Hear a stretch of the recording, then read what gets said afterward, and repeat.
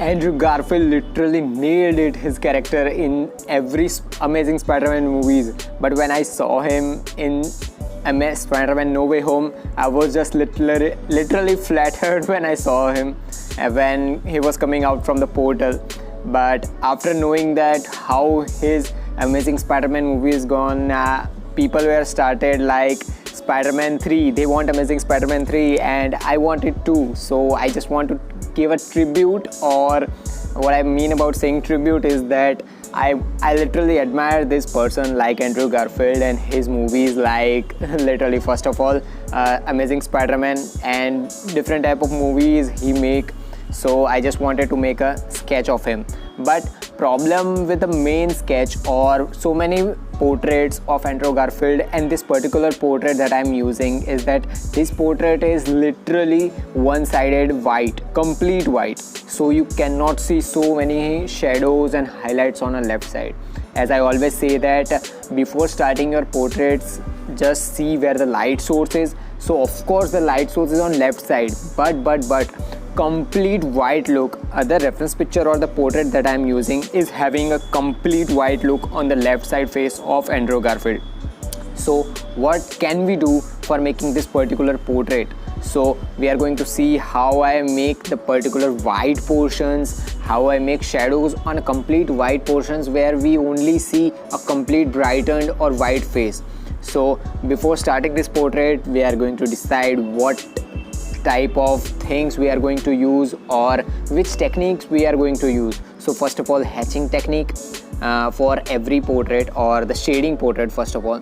Then second is first shading, then second is hatching, then third will be blending, how we can blend every part, black part and white part, where complete white and complete black is going on. If you can focus on the forehead part of Andrew Garfield, which is completely white on the left hand side, and just above that those hairs are completely black, but shades are going on, white shades are going on. So how to make blend between them is also a complete different thing.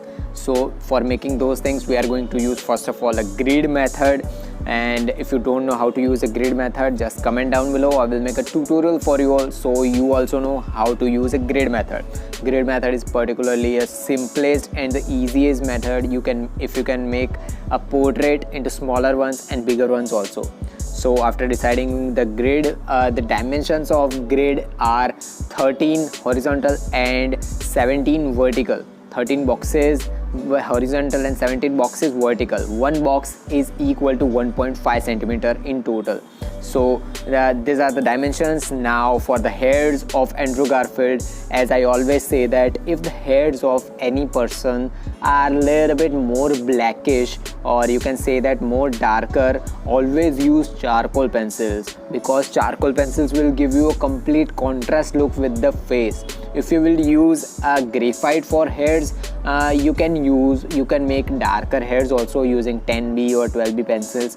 But I recommend that if the hairs are completely black or the shines are going on, or you can clearly see the hairs are literally dark, so always use charcoal pencils.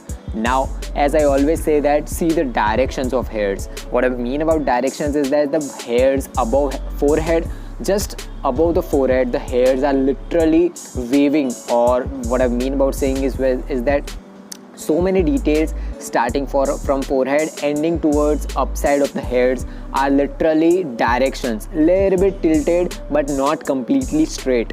And if you can focus on the right hand side hairs, those are completely black. You cannot see any details. As I always say that if you want to see details, zoom out your pictures, but zooming out this particular portrait, I cannot see any details. And the reason is that left side of light source is too hard light.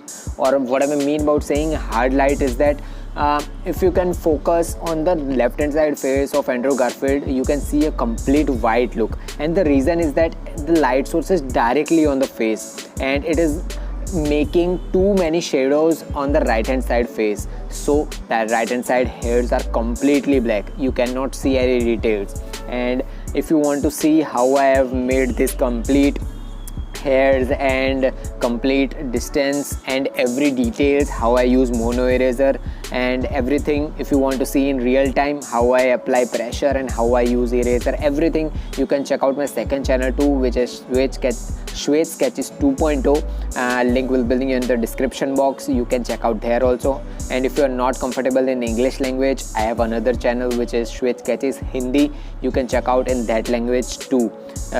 Now focusing on the hairs, the base layer will be, of course, as always, with hard charcoal pencil, sharpened hard charcoal pencil. As we all know that there are million of hairs on your head, right? So making those million of hairs is practically impossible, so you have to make as much as hairs that you can. Now after making every hairs that you have, now blend them using mechanical pencils. I said mechanical, sorry for that. Using a makeup brush, or you can also use paint brush, anything that you have, just blend them using brush. And after blending them, again use mono eraser. Use mono eraser on the only parts where you see shades, and the shades and highlights, the difference between those parts will make a complete shiny look on the hairs. Like if you will use mono eraser to make highlights, like the parts where light source is directly going on, so those are the parts where you should use mono eraser to make highlights. Using the highlights with mono eraser, the first step will be a base layer, of course. Then the second layer will be of the soft charcoal pencil on the only parts which you see a completely dark look, or you can say that the right hand side part of the hairs, you can use soft charcoal pencil there. Using a soft charcoal pencil, you can have a completely dark look.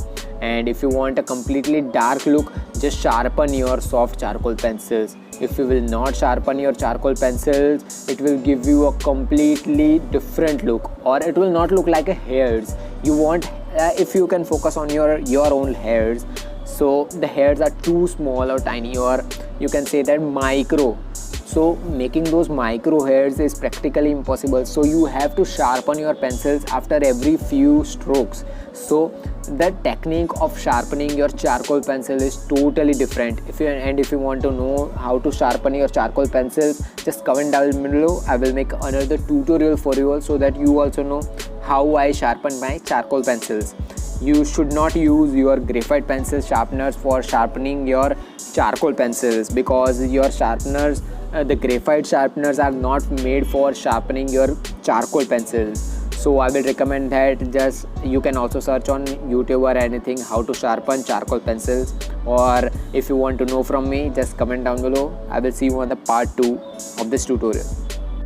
So that was all for this tutorial. If you learned something from this video, subscribe and drop a like, and comment down your question and queries regarding this tutorial. Meanwhile, take care of your loved ones too. Have an artistic day. Tattoos.